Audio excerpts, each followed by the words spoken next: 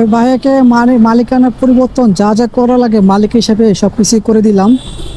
তা ভাইয়াটা অনেক ভালো। সো যার কাছে বাইক বিক্রি করছি ওই ভাইয়াও ভালো। ওই ভাই আমাকে মানে আমার দুইজনকে বিল দিতে ওনাকে বিল দিতে দেয় না, আমাকে দেয় নাই। বাট ভাই যা মানে ডাইরেক্ট বলে কী খাবেন খান, কোনো না নাই। তাই আমরা নিজের থেকে চেয়েছি, লজ্জার বিষয়। আমরা বলছি ভাই আপনি যেটা খাবেন ওইটাই খাবো। তো উনি নিজের মতন মানে যতগুলা মানে গরু মাংস অর্ডার দিয়েছে। উনি বললো যে যে বিরিয়ানি খাবেন নাকি, প্রথম বলছে বিরিয়ানি খাবেন না পোলা খাবেন নাকি সাদা ভাত খাবেন। আমি বললাম যেটা মনে হচ্ছে ওটা করেন। তো উনি আসতে দিয়ে আমাকে খিচুড়ি খাওয়াইলো। প্রথম খিচুড়ি খাইলাম, পরে খিচুড়ি খেয়ে ভালো লাগছে, পরে আবার খিচুড়ি চাইলাম, তো খিচুড়ি নাকি শেষ হয়ে গেছে। তো উনি আবার চিকেন রাইস দিল আর গরু মাংস অর্ডার দিল।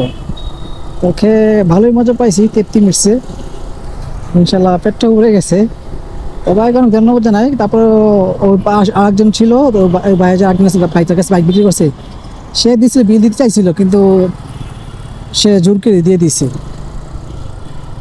সে দিয়ে দিতে দেয় নাই, সে নিজের থেকে জোর করে দিয়ে দিচ্ছে। যাক,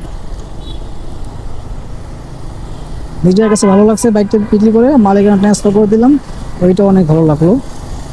আর ভাইও অনেকটা ভালো। তো ভাইয়ের সাথে কথা মতো হইলো পেরিমেন্ট হিসেবে। তো ভাই বললো যে ট্যুরে যাওয়ার কোনো ইয়া করলে বা ওনাকে কিছু ইনভাইট করার জন্য। তো ওনার নাকি কিশোরগঞ্জে এই যেখানে ওই যে অ্যালেক্স সবুজ যে আছে, ওনার যে হাওড়া না কিশোরগঞ্জ হাওড়া, ওখানে যাবে। উনি কথাটা বললো, আমি ঠিক আছে ভাই আমরা যখন যাই যে আপনাকে বলবো না। দেখ ভালো লাগলো। তো এখন বাসা যায় গোসল করে একটু ঘুম দিই আরামসে।